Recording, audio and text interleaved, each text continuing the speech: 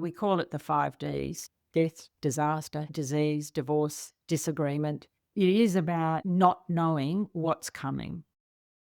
And you can prepare your business so that it is exitable at any time. 73% of business owners regretted having sold their business because they hadn't thought enough about the next stage. What is it that they're going to be? Who are they going to be when they are no longer their business?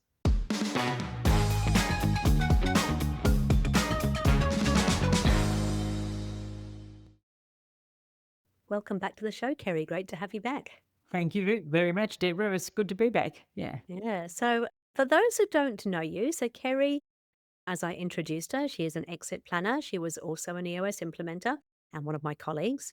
Would you like to tell us a little bit about your story, Kerry, as to how you got into exit planning and why it's important for you? Certainly. I think starting back from the days when I had an opportunity to actually do a management buyout, which was for a division of Main Nicholas, which is a large public company, was a large public company back in the mid-1980s, actually. I was working in the business and the general manager, and Main Nicholas looked ahead and said, what do we want to do strategically? And they decided they wanted to be in the health industry. So being a conglomerate, which was the strategic de rigueur of the 1980s, they decided to divest of a number of different businesses. And so one of which was the business for which I was general manager, Freight Management International. And so I went along to a very dear friend and mentor, John Bowen, and talked to him about the opportunity. And he said, I'll tell you what, Kerry, you write the plan. If you can convince me, I'll help you get the money together. Now, being in a corporate, I had absolutely no idea how to write that plan because you just don't know how to raise money. And as luck would have it, back then, I have to keep reminding people, back in the 1980s, we didn't have the internet. We didn't have Excel spreadsheets. We didn't have mobile phones. We didn't have any of that stuff. So they came along much later. But as I was tearing my hair out and trying to write this plan, I saw an ad for a book in the paper in The Age at the time, which was for a newly released book called Business Plans That Win Dollars that had just been published. And I have that book to this very day, Yep. Okay. all with my Post-it notes in it. And so I tipped out the coupon, sent away for the book, and waited for it to arrive because it had to come from the States, and read the book overnight. And then I wrote the plan by the book. And I also found the other day Oh, the actual plan. the original plan. And don't forget, not everybody's watching this. If you can't see the video, this is actually a spiral bound. We had those old spiral bound with an acetate cover and sort of black and white printing business plan. There you go. Yeah, and I couldn't believe it. When I was clearing out a drawer that had heaps of stuff in it, and there it was. It could have knocked me over with a feather because I thought I'd ditched it years ago. But there we go. I found the original plan. I read the book overnight. I wrote the plan by the book, typed it all myself because, as I said, no computers, none of that. Good old IBM golf ball typewriter. My two of my colleagues within the business helped me do all the number crunching and so forth. They were originally meant to be business partners as well, but in the end they dropped off. So took the plan to my mentor and he read it and, true to his word, helped us get the money together. So Awesome.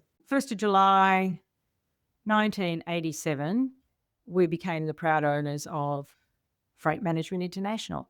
Now, before that, of course, I was meant to sign the contract actually on the 15th of May and at the solicitor's office, but I was held up because my daughter was born that day, my first child. So I know that's 38 years ago now because she's just had her first child just recently. So anyway, that didn't deter me or anyone else at the time. So came the 1st of July and the John Bowen helped us get the money together and took over the business with 83 staff, 5 offices around Australia, 120 international agents, and a newborn. Anyway, The first that was my first experience of understanding that I needed to have an exit strategy. I needed to have an exit plan of some description. And look, it was really only one page in this whole plan, and that was to grow the business and sell it somewhere between the 5 and the 10-year mark to an international group. That was what we wanted to do. And we needed an exit strategy because when you have investors, they've got to know how to get their money out. So I like to say now to business owners, no matter what business you're in, everybody needs to have some sort of idea of an exit strategy, what it might be. Doesn't mean that it can't change somewhere down the track, but at least begin with the end in mind, which is the famous or well-known statement from Stephen Covey. Habit number 2, begin with the end in mind. And you know what? It's kind of fun to think you might know what the end of the movie is going to look like, to work towards that. So I have to say that the beginning and the end actually worked out. Everything else in the middle was just like a complete roller coaster. As in most businesses, you name it, we had some incredible experiences. Challenging, certainly, on many occasions. Like I remember the first month into the business, my Victorian state manager was actually killed in a car accident, which was awful, really awful. That year as well, Black Monday, the stock market crash, and I mean, so many things just went on. It was crazy. We did recover. We were able to see right through to like the end of the 1980s. The economy was rocketing. It was fantastic.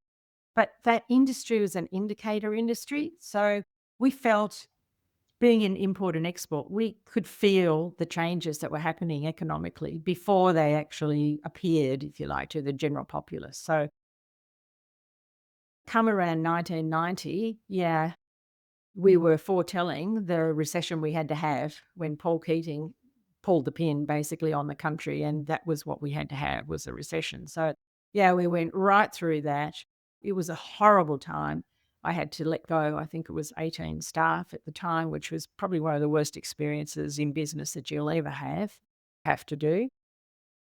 But we managed through it, and we implemented a process called TQM, Total Quality Management, which is so interesting because I see so much of it in EOS, which is incredible. The whole notion of, having cross-functional teams, so everybody's pulling in the same direction, being able to understand what's really driving your business, and it was terrific, and that actually positioned us really well. We made ourselves attractive to an international buyer, which is what we were heading towards, and we didn't ever put the business on the market. The market actually came to us, which was incredible. So in, what was it? I think year 7, we were approached. We were actually approached a few times, but this was the one that was really I the most important thing for me was that everybody had a job. I didn't care about myself, but so long as I had everyone else having a job, that was the most important part of doing any deal as well. Anyway, we had newly forming business came along and made us a great offer. So 1996, I personally exited the business, retired for the first time. That was for 2 weeks because it was boring. I did have another child already by this time, and anyway, I just no way in the world that I was going to be the stay-at-home mum. But so I started another business in business coaching, but also meanwhile with my husband, we then became equity partners in the real estate business that he'd been working in. So residential real estate and sales and property management.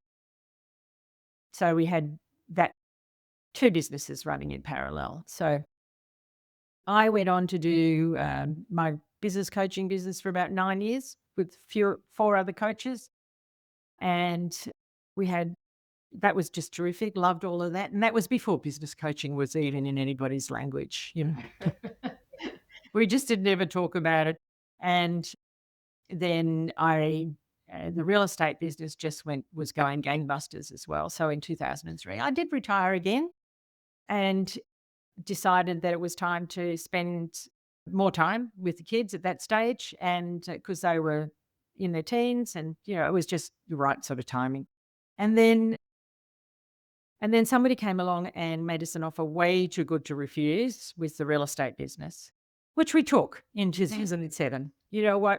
You'll never go broke making a profit. So someone comes along and makes us an offer. Hey, thank you very much. Way too good to refuse at that point. And yeah, so that was the second major exit, basically.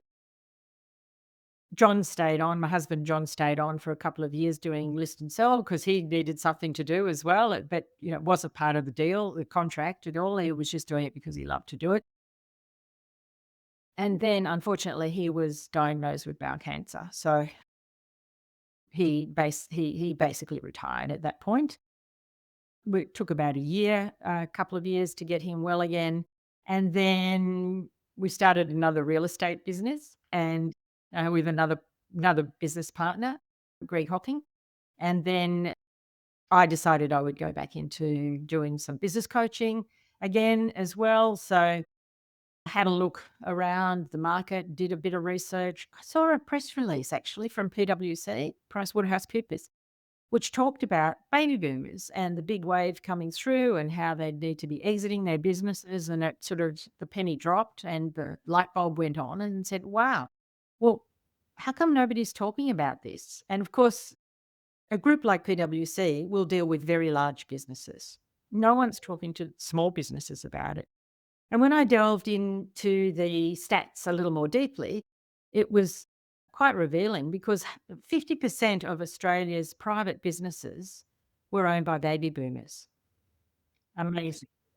50%, so we need to do something about educating everyone to think about what is it that what do we need to do to get our business ready and exitable?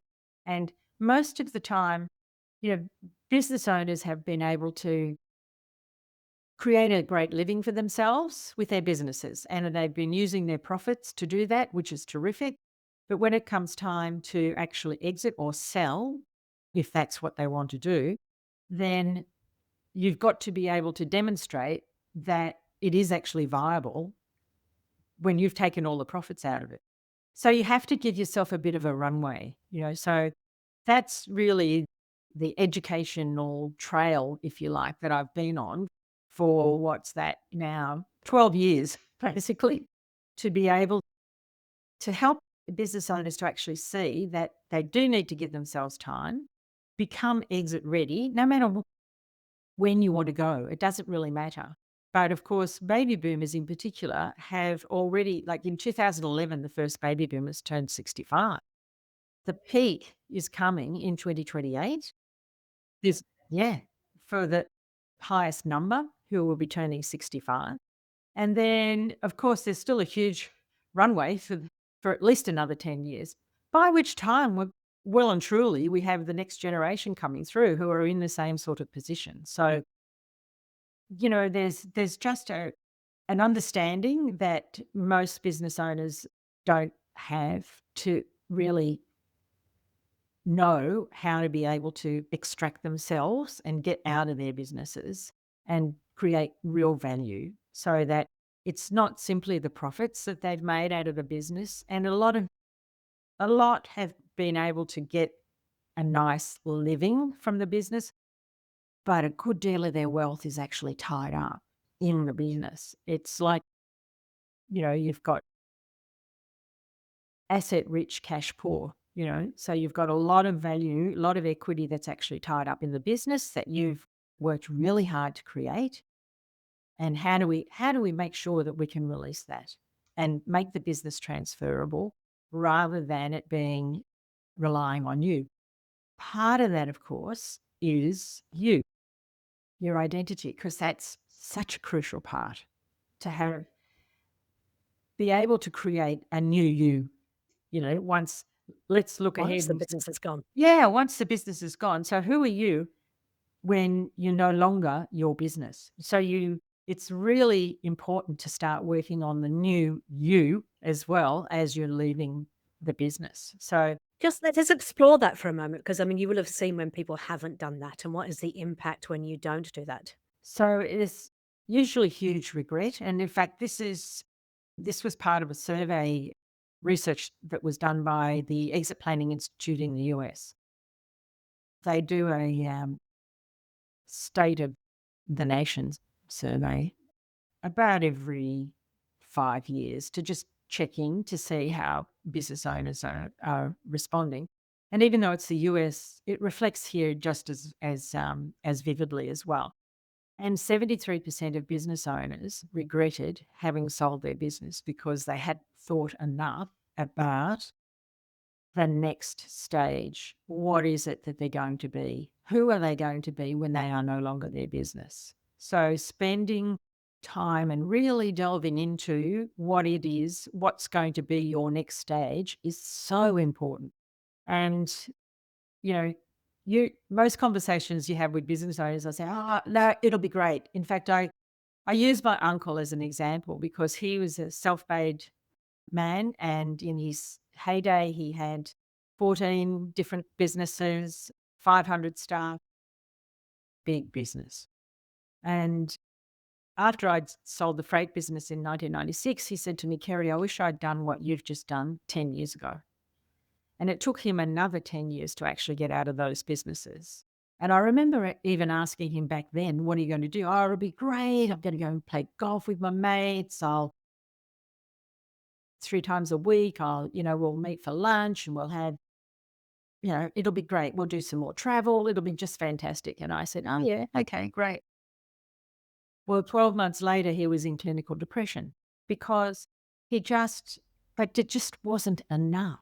He wasn't fulfilled enough to be able to replace who he was.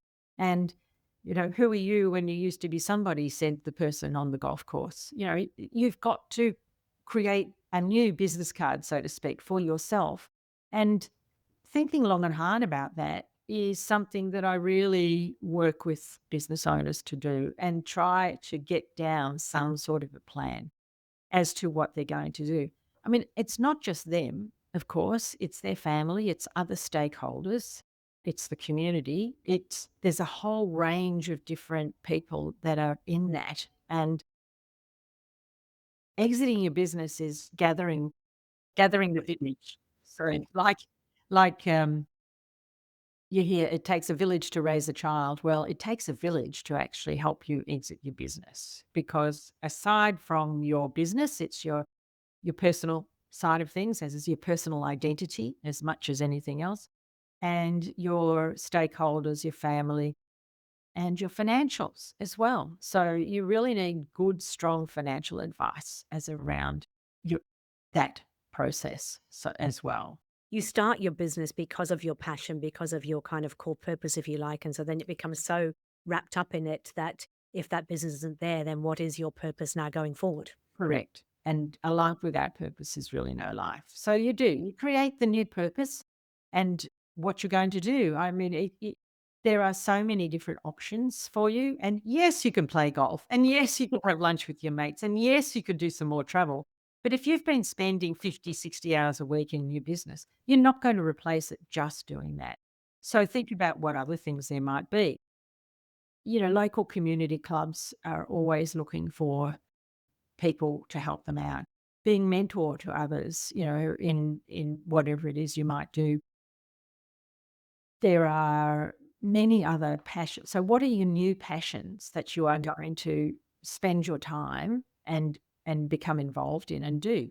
Your family, your I don't know, grandchildren might be it. And I have to say, and just to round off with my uncle, I mean, he did get out of that. And it did take a little while, took about 3 years. And of course, that affected the family, but, he was then absolutely focused on his 3 grandchildren and which they loved and he was very happy. And he did play more golf and they did travel and, do those things. So he created his new identity as being grandpa, which is terrific. So, so important. You create your new purpose in life. That's really what it boils down to. But you also mentioned the financial side, and of course, that's the other big change that happens, isn't it? Because when you're in your business, you often run things through the business, you use the profits to support the lifestyle. And whilst you might get a big chunk of cash when you actually sell it, you've no longer got the regular income and the regular tax deductible things that you can do. So, yeah, tell us a little bit about how you work through that. That's another area that requires professionals, of course. I'm not a financial advisor. I'm not an accountant. I'm not a psychologist. I'm none of those things. I just am a person with a lot of experience.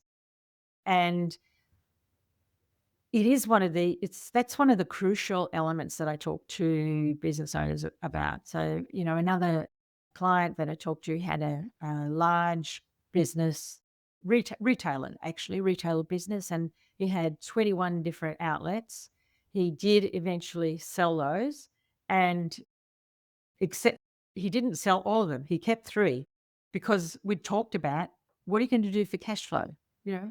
And if you've got an opportunity to do something like that, well, he has somebody else running them, which is fine, but it creates ongoing cash flow for him, which is terrific, to be part of that. But you would expect one would hope that along the line, you've created other investments that are also part of your wealth creation strategy from quite a few years ago. So you are going to be able to look at where your potential future cash flows are coming from to be able to support the lifestyle that you'd like to have. I mean, that's we want to get to living the life that you want, after your business. That's where we want to get to. And there are strategies, as you well know, that, can help you develop that outside of the business as your business is growing and creating, some good returns for you, that using some of those returns to create other streams of wealth for you going forward. And that's so we like to work on 2 pathways. It's not only the business, but on the personal side, creating that wealth pathway as well. So they complement one another, and it's not to the exclusion of one or the other. And, the other area, and just to round it out as part of the story, of course, is that sadly my husband's cancer came back, and that was 6 years later.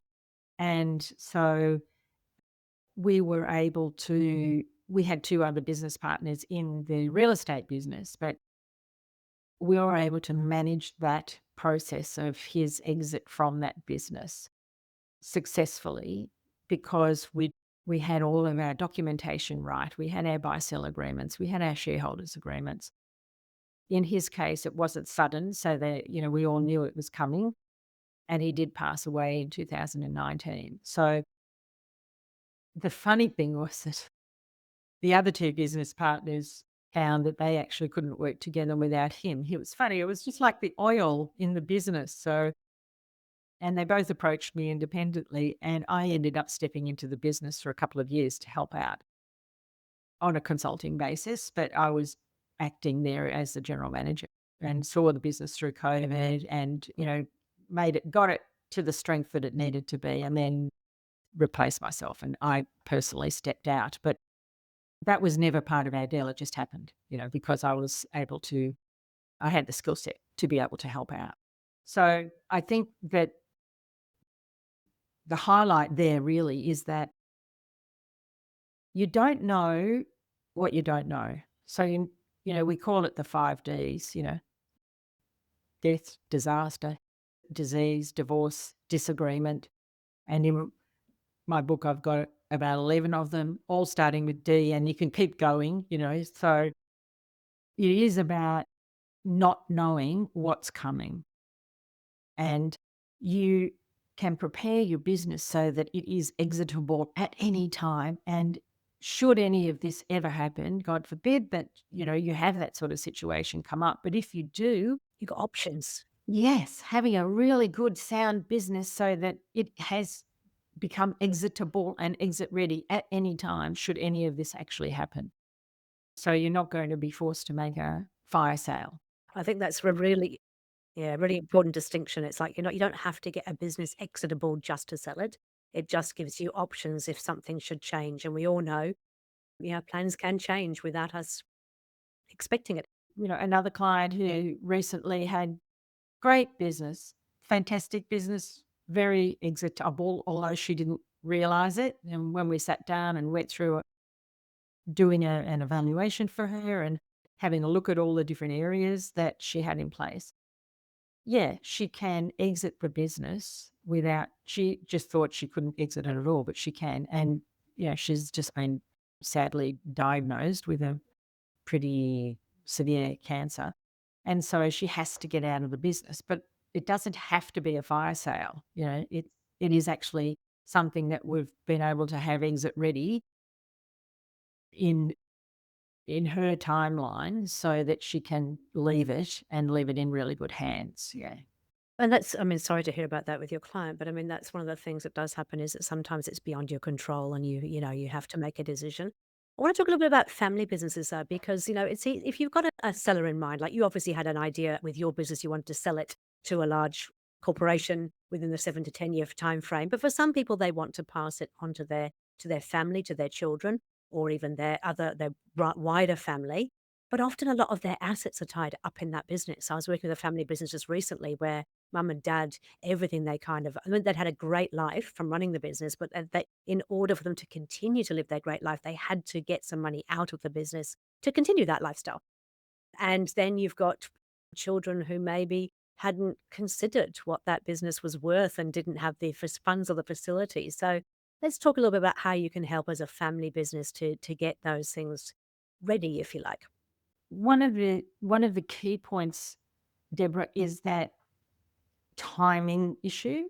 So family businesses in particular would do well to start thinking about their succession or exitability as far ahead as they possibly can to make sure that they are set up and structured in such a way that they can leave the business and get out of the business and deal with some of the family issues that might come up.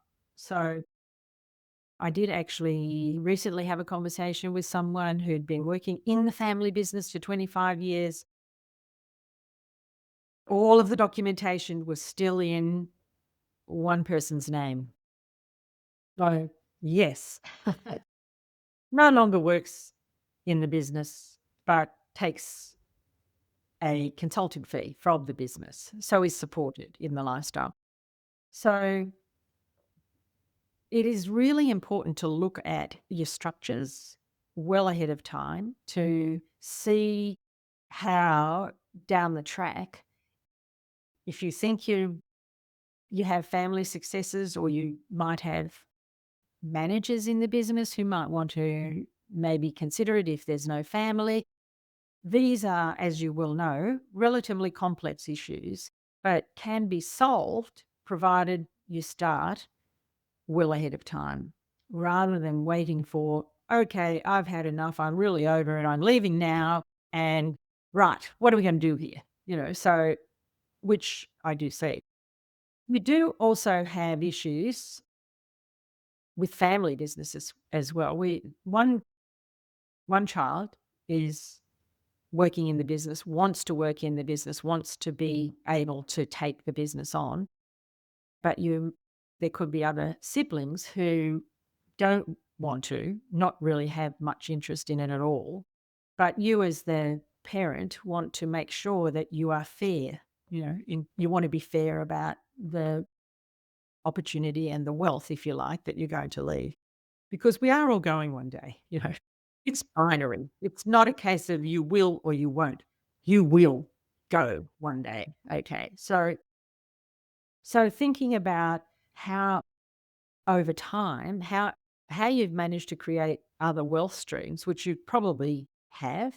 You might have some other investments, whether it be in stocks and shares or property or whatever else. Then it's really important to level up the valuations and what they might be worth in order for you to feel that you're being fair and taking care of all of the members of the family. But these are time issues more than anything. So giving yourself enough time to be able to address those and mull it over, think it over, and involve those children, who are going to be affected.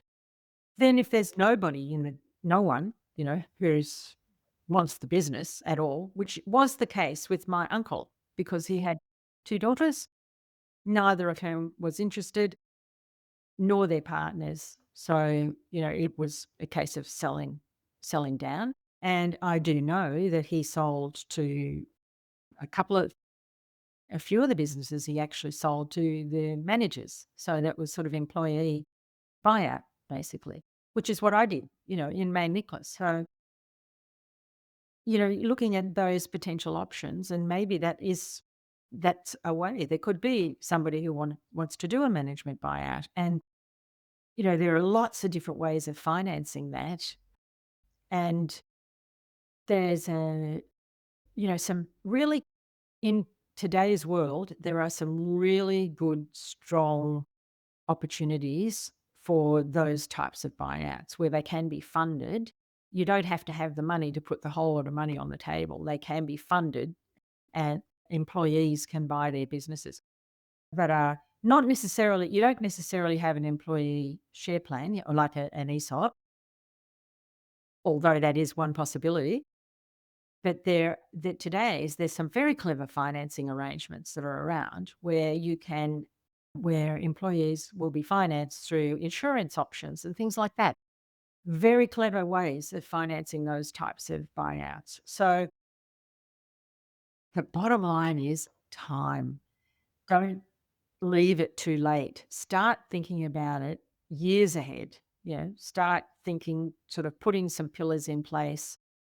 Enjoy what you're doing by all means, but let's look at it and say, well, what potential options are there available to us and what might be the best one or two of the best options and seeing what we can achieve. So you keep talking about time, and of course, time is of the essence. But in terms of, you should all, start as soon as you possibly can. But what is the minimum amount of time that you would generally need to really get your ducks in a row? If you had, yeah, everything sort of working perfectly, there's still going to be a minimum amount of time, right? Yeah, I would definitely say if you can give yourself 3 years, that's terrific. Yeah. 3 years would be great because you usually have to get your finances more than anything in shape, which means maybe repositioning Golf clubs. some of the payments that have been supporting you, in your lifestyle might mean that. And because you've got to have your management accounts matching up with your tax returns and so forth. So, not that you can't adjust accounts, you can, but changes that can be made to show the true profitability of the business will give you a much higher return because businesses are sold on multiples. So multiple of your profit, basically. So what you may have been taking out of the cash flow, if you start getting that back into the business, will actually give you a much greater return when you apply the multiple to it. And so let's talk a little about multiples because, and it's, they're different across different industries. What is how, as somebody who's valuing a business, what are they looking for and how does that affect the multiples? They are looking for strong financials, number one, obviously. They're looking for growth. Is there growth still in the market? So don't ride your business over the top so that you squeeze the life out of it. Saturated the market. They're looking for some opportunity. So leave something in there for the next person that comes along. They're going to look at concentration, like customer concentration. If there's 47% of your business comes from one of your clients, then alarm, alarm, alarm, So looking at customer concentration, particularly supplier concentration as well. If you're really reliant on just one or two key suppliers, then that also sends up some alarm bells. And even employees. If you are reliant on one or two employees in your business, then start thinking ahead of that as to how you can overcome that for the future, and what changes you may need to make around that. Cash flow. What's your cash flow cycle? I find that there's a lot of business owners don't really understand that. Anybody who's buying your business is going to be looking at two numbers. First of all, what they're going to pay you, and then how much they're going to need for working capital. Trying to understand what your working capital cycle is really important. They're going to look at things like your marketing and your differentiation. What makes you different? How do you stand out to your competitors? Are you in a monopoly? Highly unlikely. But what who's out there? Who are your competitors and how do you actually stack up against those? So they're going to be looking at that. Recurring revenue. Do you have a percentage of your revenue that's actually recurring, meaning either really good, strong contracts, but like subscription model is one description, but there's multiple ways of actually creating recurring revenue in businesses. So what do you have some of that? Even if you only have 20% of your revenue that is actually recurring, that's really good. You can demonstrate that you've got that because it is about the transferability of the business going forward. They're going to be looking at your Google reviews, your customer satisfaction, your net promoter score. How do you verify all of those things? And so it's all very well to say, oh yeah, we've got we've had no complaints from our customers. Oh, good. Well, show me. Show me. So looking for some sorts of verification for all of that. And of course, key to everything, of course, is the dependency on you as the owner.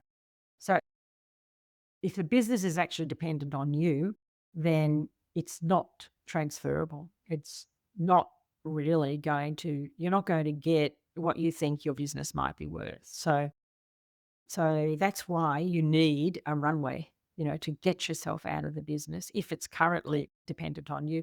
And that boils down to systems. It really does boil down to systems and having a good, strong operating system, Deborah, in the business so that the business can run without you. And even if the business does run without you, there's gonna be an more than likely, they're gonna ask you to stay on for a period of time, the golden handcuffs, even if it's a very, very well-run, well-oiled business runs without you. What can you sort of generally expect as somebody exiting in terms of that period that they might want you to stay on? In my case, mine was there's a thing called an earnout. So in the freight business, I had a 2-year earnout.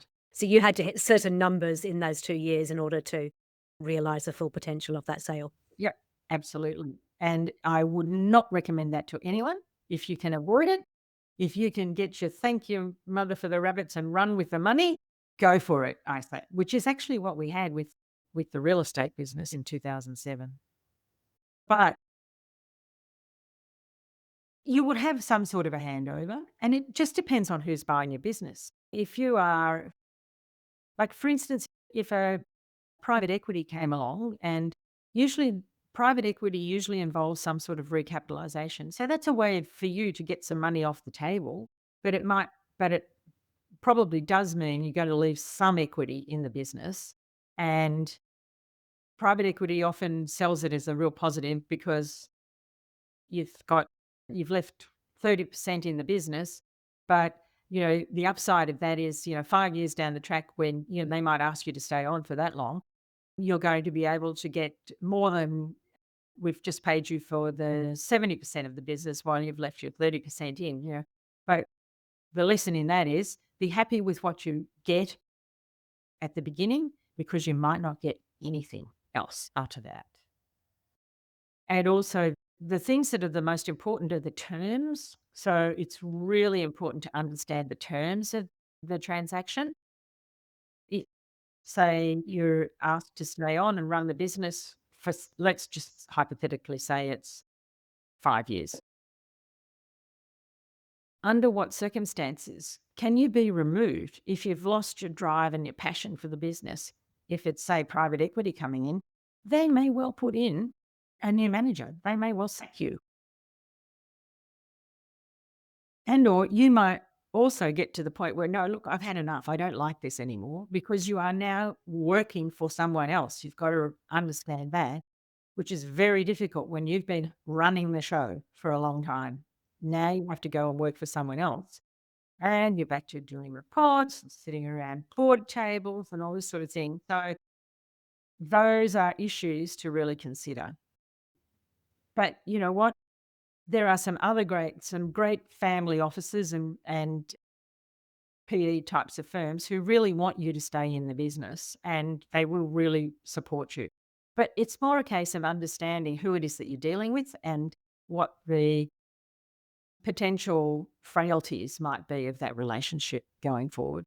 Okay, so if I kind of summarize what I've heard so far, so we've got time, start sooner rather than later. You want to have at least 3 years and really be working on that. Exitable is not just about selling, it's about having options when something does happen to you. So even though you may not want to sell, if you've got an exitable business, it's always going to give you options where all of those 5 or 11 Ds comes in.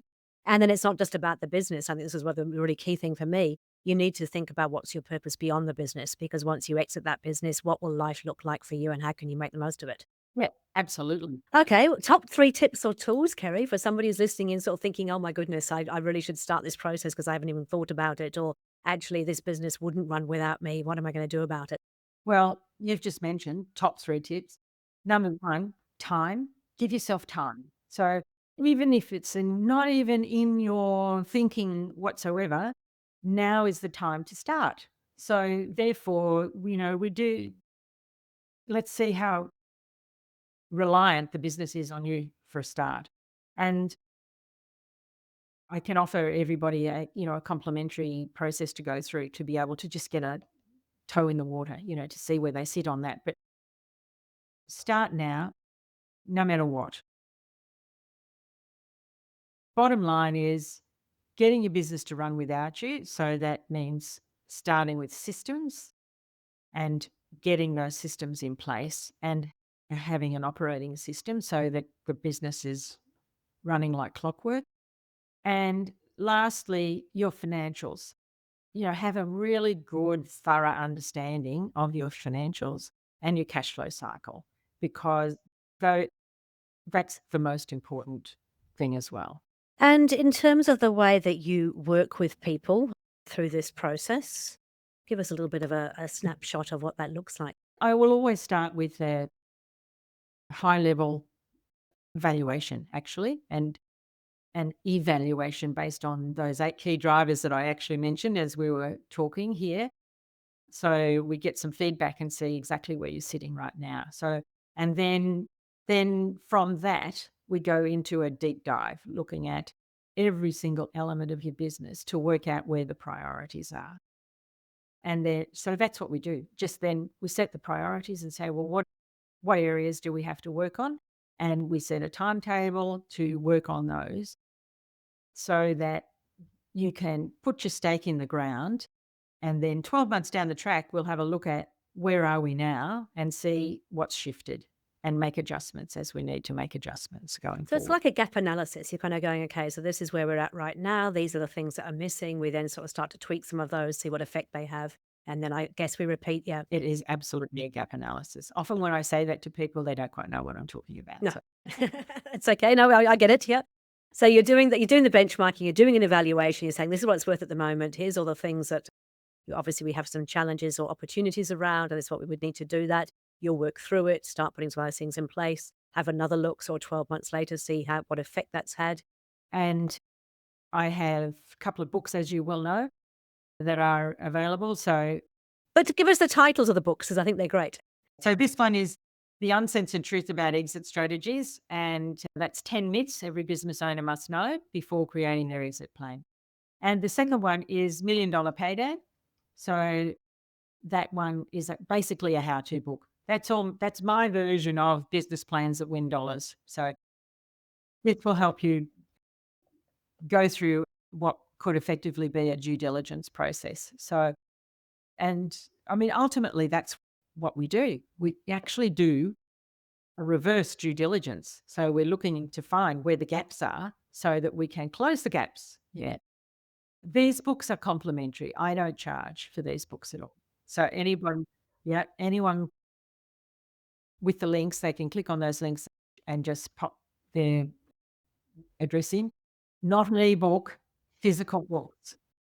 And I've read the 11 myths one. I haven't read the other one yet. But in terms of order, is that the best way to do it? Is to read the 11 myths one first and then sort of go into the how to if you feel inclined? Right, exactly right. Which is actually the order in which I wrote them. Okay, that's great. Well, we'll make sure that those links are there in the podcast notes and also details that you can contact Kerry if you wish to. Any kind of parting comments? Because I mean, somebody who's exited two very, very successful businesses, what would you say to somebody who is thinking about exiting their business? I would simply say get started now. That's really the bottom line. I would say get started now. Look and see, I mean, whatever you need to do, whatever changes you may need to make, and whatever conversations you may need to have, just get started now because it's not simply you, that's those around you in your network, your employees and your family and your stakeholders. Everybody needs to get on the train. So start now. Fantastic. Hey, look, Kerry, always got gold in those in our talks together. Thank you so much for your time. Really appreciate it. And like I said, we'll have your details and things in the podcast notes. Perfect. Thank you, Deborah. It's been a real privilege. Thank you, Kerry.